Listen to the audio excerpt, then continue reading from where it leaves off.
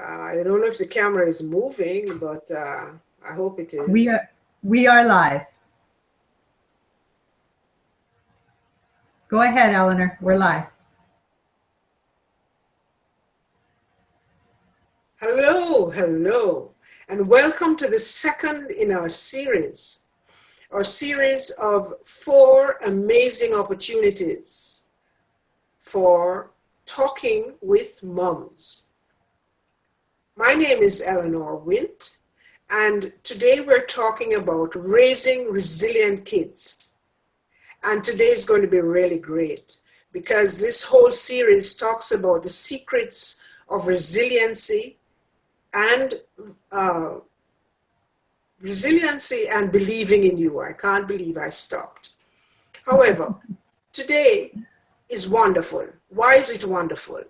Debbie Pokornik and myself are together on at the same time. We can have a real conversation, and we don't have to break up into 2 different sections.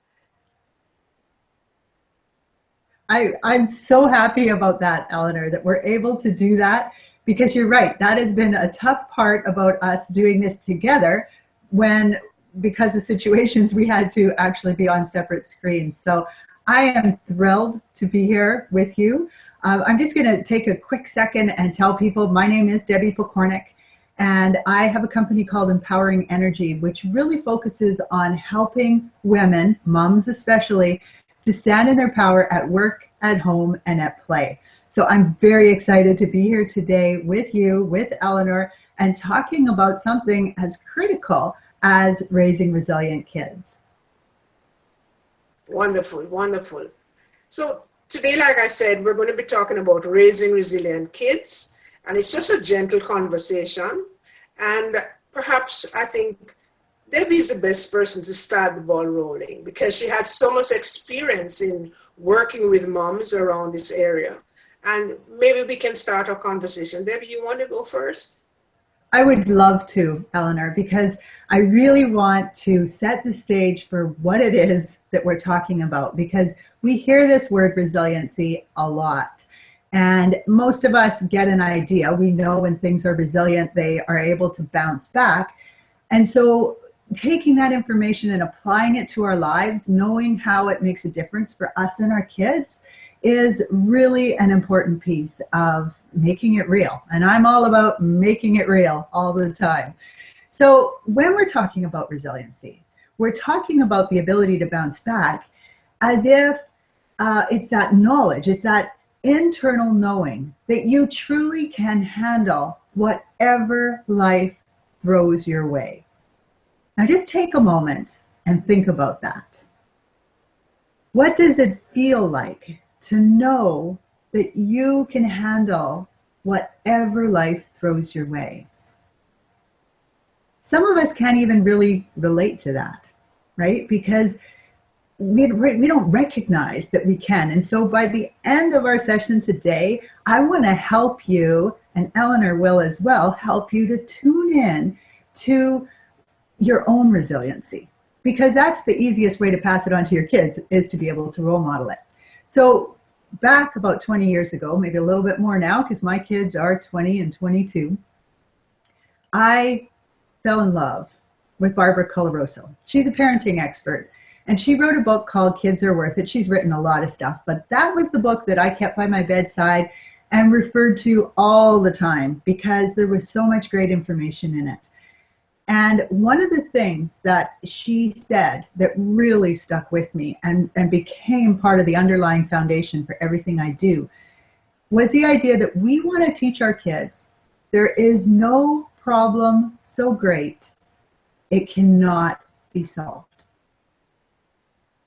And really, that is about recognizing you can handle anything. And so she talks about how you separate the problem from the reality and so on.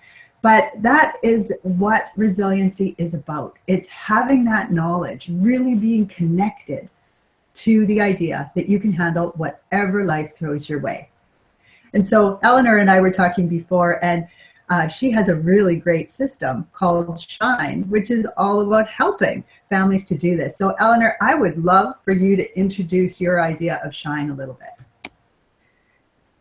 Well, before I actually get into Shine, but in a way it's getting into Shine, something you said there really struck a chord, because I'm saying if you are resilient, then that means that there's some sort of inner strength, that there's an inner strength that you're relying on. And it reminds me of our discussion about a point of inner peace, or a place of inner peace that you can turn inwards and feel calm, so that you can project that calm. I think a part of being resilient is also knowing yourself. You have to know who you are. So it seems to me, if I want to talk about Shine, the first letter, SHINE, which is the technique, the first letter is being special. What I mean by being special is that you realize that you are important. And as a mom, and I think all moms will relate to this, you have so much responsibility. So it's just being aware of yourself and being confident in yourself and having a positive self-esteem. I think that's the most important thing for moms. For the children, then we have to find a way to develop that same feeling of being important. There's so many ways that we can develop that feeling of being important, when it comes to children. Mm-hmm. I like, especially in this discussion, especially to think about when they're growing their self. Children, especially, somewhere around the preschool age, as they're getting into tweens, that's when we see all kinds of funny things happening. Like they're growing suddenly, or they're growing in all sorts of different ways, physically, mentally, emotionally. And kind of like they're starting to develop their own little personality, right? Yes, exactly.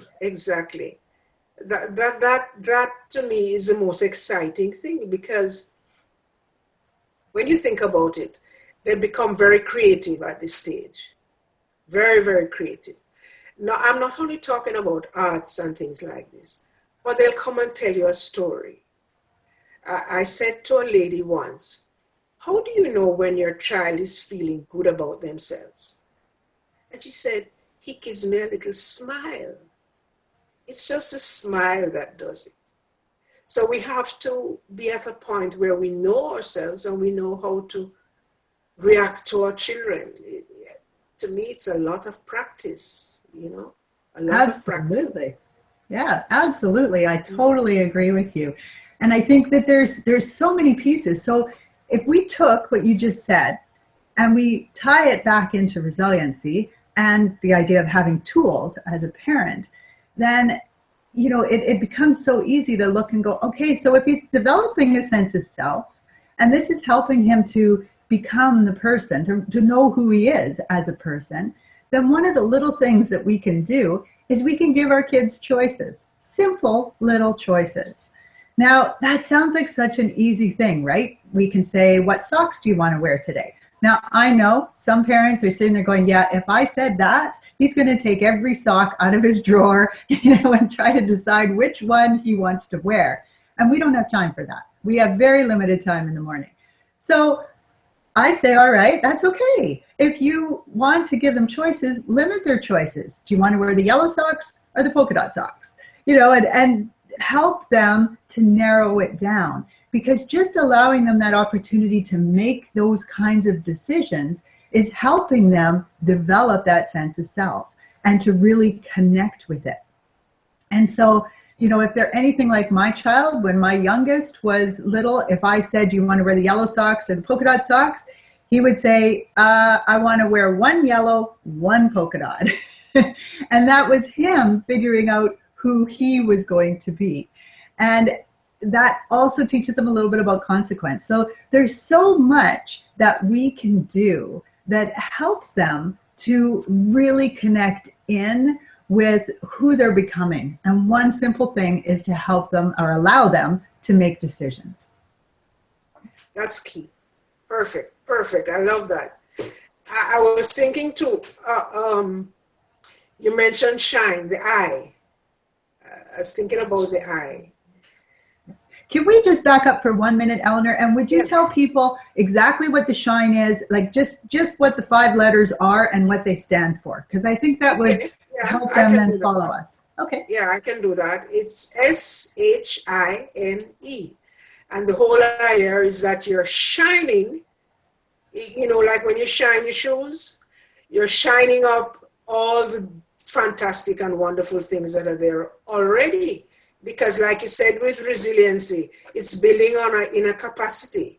So the young child is born with everything. It's all there. It's just for us to bring it out and bring it out in a socially acceptable way. So with S is being special. H is holistic parenting. I is investing yourself. N is nurturing, and E is experiencing love. Now, if we think about our families and we as moms, this is the kind of thing we would like to do on a daily basis, right? The stress and the ups and downs and the frequent, sometimes you have a lot of tantrums that we have to deal with. So when that's shine in a nutshell. Yes. But I love that. I'm sorry, I don't mean to cut you off, but I do need to mention, when you mentioned that part about helping to bring it out in our kids, I was reminded of the fact that resiliency is not even something that we need to learn. It's actually a part of us. And this is what you were alluding to in there. You know, our kids come already equipped with resiliency. That's why our preschooler is so confident or so out there. They're not worried about what people are thinking about them. They know they can handle whatever life throws their way. But over time, we start to kind of muck that up. And we muck it up with, you know, accidentally, because we really do have good intentions. We don't mean to stop our kids from being resilient, but we haven't really been taught about it. And so what I really love about this and your whole shine technique is that it can help you to take that step back and say, how am I supporting my child to be connected with their own resiliency? Because we don't have to teach them how to be resilient. We just need to help them shine that connection. So I love it, love it, love it. I think that shine is perfect. Yes, Debbie, you know, I was just thinking back to that, to an example. You see, suppose you as a parent, you have something that you like to do very much, like swimming or playing hockey or something, some sport. And your youngster comes up and says, I want to see what you're doing. Now, often parents feel that they have to adjust their lifestyle to accommodate what they want for their children. You know, so the children are enrolled in five activities after school. And then they have to adjust their lifestyle to accommodate those 5 things. And they forget about themselves. And they forget about the things that they like doing. Now, to me, that's a little bit tricky. You have to remember what you like to do, what makes you feel good. So you say, okay, I like playing hockey. You want to come? Come. And all of a sudden you'll find the child looking up and saying, wait, you know, he can really play hockey and he can teach me. And I don't mind being part of his world. It's as if we have to let them into our world also. You know, it's a two-way process. And then the child begins to feel a real part of being part of you, you know. You know that picture of the man walking with his little boy, and he's holding his hand with his right hand, and in his left hand he has his laptop, his cell phone, and he's walking, reading the cell phone and pulling the little one along. But it's not so much pulling them along, it's allowing them into your whole life. So it's something we need to practice. That we don't think, Absolutely. that we don't think it's like, I'm thinking too, like the fact that you have to, okay, let's look at what happens at the end of the school day. Mhm. If we Okay, think but of what hap- and then yeah, I just want to say, and then I want to come back to what you just shared in a moment, because yeah, I have something I want to add in there too. Yeah. Go ahead. yeah, I was just thinking about the end of a school day, and you should know where your child is. That there are little things that you can practice to make sure you maintain that physical, that emotional, that contact with your child, so they know that when school is over, I still have to relate to my parents. I have to relate to my mom. If it's a phone call, if it's something. So I'm just thinking of these two examples as examples of bringing them into your world and keeping them very close. Mhm. Absolutely. And I totally agree with, I mean, what you're talking about really is about building that strong connection with them, which is that relationship. And we do that by actually including them. So I love the fact that what you were talking about there is, rather than thinking my life has to either be put on hold until my child's old enough to go off on their own, or it needs to be completely separated out. So, sorry, I have to be at work, I have to do this. And obviously, you cannot take your child everywhere, and you don't want to take your child everywhere. Sometimes we need that break. That helps us to be resilient, right? Yeah. When we can take that time and recharge our own batteries.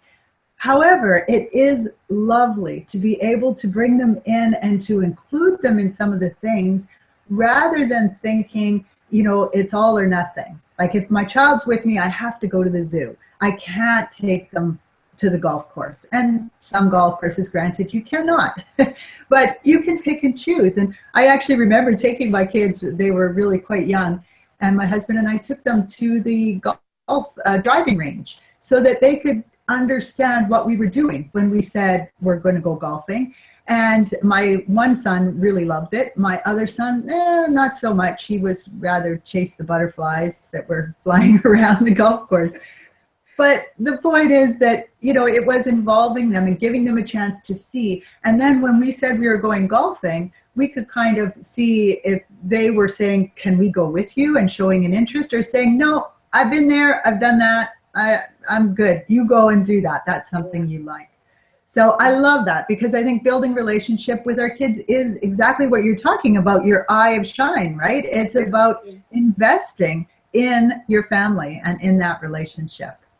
So very, very nice. So Yeah. what about the nurturing?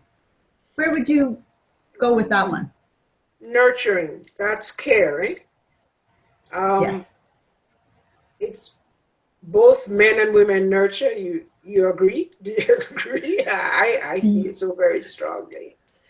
Both Absolutely. men And some are really good at it. Some women are really good at it. The more we tap into that feminine energy, which is something I love to talk about, both men and women have that, the more easy it is for us to actually tap into our nurturing gene, I like to call it. But I digress. Continue. yeah. I'm just thinking,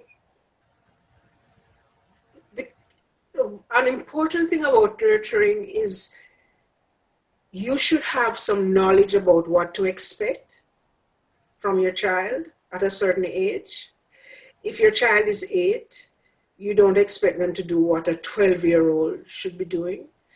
Or sometimes when they get to about 4 or 5, we kind of feel that they should be doing more. We need to have knowledge. We have to build up our own knowledge so that the way that we interact with the child is what I call age appropriate. In other words, it's where they are supposed to be, not somewhere further or somewhere behind. So I always think of whining. You know, whining is so annoying. And you will find whining will go on 3, 4, and you begin to wonder if it'll ever stop. But you have to have enough knowledge about whining and how to deal with it. So I think in nurturing, if we're going to have a real caring environment, we have to know that we are providing what the child needs. Mm-hmm. A lot of people say that their children are self-confident, you know, and that they have a proper, a positive self-esteem. But when you get down to the nitty-gritty, do you know what you are calling self-confidence? Is this appropriate behavior? Or is this just very individualistic behavior, you know? Yes. And we have to be able to distinguish between what seems to be self-confidence and what really is self-confidence. Yes. Because isn't it true that we tend to think that self-confidence and outgoing are the same thing? Exactly. But they're not. That's a personality thing, right? Exactly. That's different. Exactly. Yeah. Yeah. So, Eleanor, I would love to share some of the things that parents are accidentally doing that muck up that connection with resiliency, because we've touched on so many little things, but often as a listener, parents might not be picking it out and recognizing it as something that they're doing. So it's very easy to watch something like this and think, oh, good, I don't do that. I don't do this. I took my child golfing. I did this. Good. I'm right on with it. Yeah. And yet there are lots of pieces. So do you mind if I just share a few of those things? Go ahead. I've created some Post-it notes because I thought, well, if we're on a hangout where people can see us, maybe I should do something visual other than having people just look at us. So here's some of the things. Now, I want you to know that I'm sharing these with you as things to become aware of. We all do these things. So this is not about beating yourself up or feeling like, oh no, my child's going to be in therapy forever. They might be, but it probably won't have to do with this if they are. So just becoming aware of what we're doing gives us the power to make the changes if we want to make the changes, or to recognize where we need to maybe make things back up.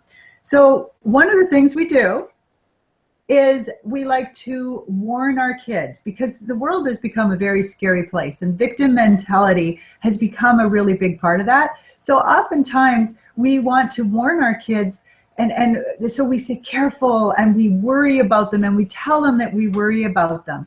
The underlying message of that, I'm going to try see if this will stick to me. The underlying message of that is the idea, oh, it won't. So much for my visual, guys, sorry. I'll just set them down then. But the underlying message is that you are in danger. You cannot look after yourself.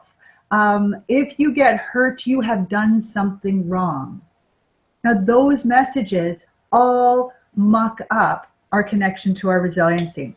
So let me just go through a few more quick ones. Not giving choices. We already talked about that. You can give choices. You might have to limit them. Don't just say, what do you want for breakfast? If that's going to take too long, you can narrow it down to, do you want oatmeal? Do you want toast with some kind of nut butter, or whatever the case might be? Fixing things for them. This is something that we do a lot, where the child comes home and maybe tells us that someone was picking on them on the bus or on their walk home or at school. And we right away get this red flag because bullying is such a big deal. We automatically think it's bullying, even when it's not. There has to be a power imbalance, a size imbalance, something going on for it to be bullying. But we zero in on that. We panic. We overreact to our child, which already gives this message of, oh, honey, this is scary, very scary, be afraid, right? And then what do? We pick up the phone. And we call the school or the teacher or the bus driver or the coach, and we say, look, this is not okay. It's great to have your child's back, but I like to say that we want them to be the hero of their own story. You are the supporting cast. So you want to be the one who's there for them and always has their back without actually stepping in and taking over all the time. You're not meant to be the star of their show, right? So that's a good one to know. Taking them out of a school, switching them to another school simply because you don't think they can handle what's going on there. There's that key message. You can handle anything. You might not come through it unscathed, but you can handle it. Even doing things like watching the news and talking about, oh, this is so scary, this, what is the world turned into? That adds to victim thinking. So when we do these kinds of things, can you see how these might be things that you're doing in your own life, and they add to mucking up that resiliency? And if my plan had worked, I would now be covered with a whole bunch of these things, and you'd see how it's mucking up my resiliency. But my plan did not work. So do you have any thoughts on that, Eleanor? Anything you'd like to add? Yes, something you were saying just there. What I'm hearing is you have to listen. You have to watch out for the words that you use to your children, you know? They hear, and they hear what they're hearing. So you always have to be careful about the words. You know, sometimes it might feel like you're blaming them for something, and it's not, you didn't have that in mind, but that's what they're hearing. It's your fault. It's your fault why you're in that situation. I find children around this age are very, very sensitive, and they remember things. They remember things from long away, long ago, and they bring it into the present as if it is now. And you have to encourage them. They're resilient in that they can turn to themselves, but the resilience is built because they know that they have someone to whom they belong. That's the source of the resiliency. I mean, it's inside of them, but they know that they belong to a group. They belong to a family. They belong to a culture or a tradition. So if people approach them, I am almost feeling it's almost like an attack sometime, you know, where you might challenge something that they believe in very, very sincerely, or it's very important to them. So they have to know that when they stand up for themselves, they are standing up with the source behind them. I think part of it too is also the ability to look out for others. You know, I can stand up for myself, but I can also speak for someone else. I know that I have that power. One thing about self-confidence is that you find self-confident children and resilient children tend to be very outgoing, tend to be great friends, nice to be around, and they can speak up for themselves and speak up for others. And I think that this is such an important part of resiliency, because then they will become leaders. You know, we find out that over time, these are the kinds of things that we want to encourage. And we encourage them as they grow older and as they pass through the different stages. When they find that they don't have to engage in risky behaviors or deviant behaviors to be noticed. You know, and they might even be in a group that they are not, apparently not noticed. But when you get into the inside of that group, you realize that that child is really very, very important to the functioning of that group.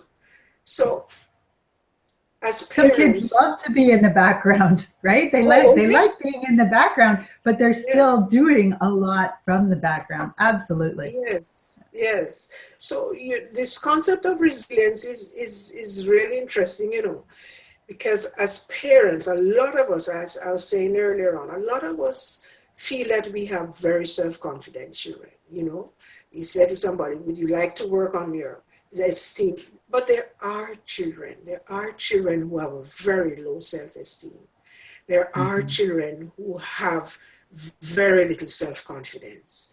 So for those moms, what we're saying becomes even more critical, that you're able to spot that it is in fact low self-esteem that's functioning here. Why is a child withdrawn? Why is a child not able to speak out? Why is a child not able to make new friends? Why can't they, when you go out, why can't they speak up or smile or laugh? It's really related to that low self-esteem. What is it that's causing the low self-esteem? And so when we're talking here, we have to remember you know, there are some instances when it's really tricky and the parent is looking for ways to Yes. create a different environment. So you have you have touched on so many really important pieces there. And I really want to make sure that parents are able to connect with some of them. You mentioned about communication and how important that is. So really, when we're talking about communicating with our kids, the one thing I want you to hold on to, because I can understand how your brain might be going, oh no, now I got to learn how to talk different, and I got to make sure I do this, and I got to do this, and I got to do that. And all of a sudden you feel that weight that moms feel so often, right? Our role here today is not to add to that weight, but to give you just simple bits of awareness so you can start tuning in. And so one of the very simple pieces with communication is to make sure whatever you're doing, that the underlying message is always, you can handle this. I know you can handle this. And I don't want you to think that what I'm saying is, you know what, honey, you got yourself into this, you get yourself out. That's not what we're talking about here. We're really talking about helping them to recognize that, you know, this is a tough situation. Our journeys are meant to be tough. If you think about it, a journey that's just down a straight road forever and ever is going to be pretty darn boring. So our journeys are going to have mountains we have to climb and rivers we have to swim through, or however you want to use that analogy. And when we really recognize that, the only thing we need our kids to know, we want them to know that we have their back, we're there for them, that they belong in some way, and that they can handle whatever life throws their way. So if you can kind of narrow it down to those pieces, come at it from that very important E of Shine, which is that experiencing love. Did I get that one right? Yes. Yeah, that experiencing love and that unconditional love, then you are going to end up with a child who is connected to their resiliency and who is connected to you. And you know, something to really keep in mind with all of that is that our kids learn far more from what we do than what we say. So rather than, you know, say, oh, honey, I've told you before, you have to do this, you want to role model a lot of that. Yeah. So I love this. I love this information. I think that it is so important for all of us to feel supported in our role as moms and to recognize that we really do make a difference in our child's life. Being aware of how we're making a difference is going to have an impact. So I think, Eleanor, you even have something on your website about whining, right? Is that not? Yes, yes. I have a giveaway, a free giveaway on whining, which has all the stages and the steps. Yeah, it's there. Yes, and so it's arming yourself with information like that. So you have that on your site. I have mine about how to be, the secrets of being a vibrant, powerful mom, these kinds of things. And the more we take in this information with an open mind, but knowing that we're coming at it from a place of already being complete ourselves, because we have that resiliency naturally too. And the more we tap into that, the easier it becomes for us to be the authentic, you know, beautiful parent that we truly are. And that's a natural part of us. Not being, parenting isn't natural, but who we are is. So I just really wanted to put that in there. It's lovely. I like that. Makes it clear. Well, we all want to shine, and that's what it all comes back to, right? Is when we keep that idea in mind. Am I helping my child recognize that they're special? Am I parenting in a way, this holistic way that takes all of them into account? Am I investing myself in the relationship? Am I nurturing them to the best of my ability? Am I experiencing love? Am I sharing that unconditional love and role modeling it? And when you do all of those things, you truly can shine. And so can your child. And that's what this is all about. Well, Debbie, I think you've summed it up fantastically. Nice, good. Glad it all made sense and that I remembered what all the letters stood for. Yeah, and as we said, today is our second in the series where we're talking about raising resilient kids. We're going to be going on with 2 more opportunities. So we're asking when we post this, we're going to be posting on Facebook. We're going to be posting on YouTube Live. It's nice if we can have some comments, some interactions. It would be wonderful. Yes. And and of course we have giveaways, which we're going to add in the explanations and the descriptions of the video. And Debbie, do you have a special giveaway for today? I do. It's an audio on raising resilient kids, and it's about 45 minutes long, and I share a lot more of the examples of how you can recognize what you're doing and how you can make sure that you're helping your child to be as resilient as possible. So I want to say thank you for being with us. This has been a fantastic session. Debbie, I know you're feeling as good as I am, and we look forward to seeing you on Monday at 12:30 at the same time, where we'll be posting our next amazing opportunity. Yes, and we're going to be talking about nurturing healthy, happy relationships. Yes. So that ties right into what we've already been discussing. So we hope that you will share this message. This is a gift for moms, and we're hoping that it can reach as many people as possible, because we really need resilient people in the world right now. And they already are resilient. We just need to help them bring that out and truly shine. So thank you so much for joining us. Thank you, Eleanor. This was wonderful. And I am so glad we get to be on here together rather than doing our own separate thing.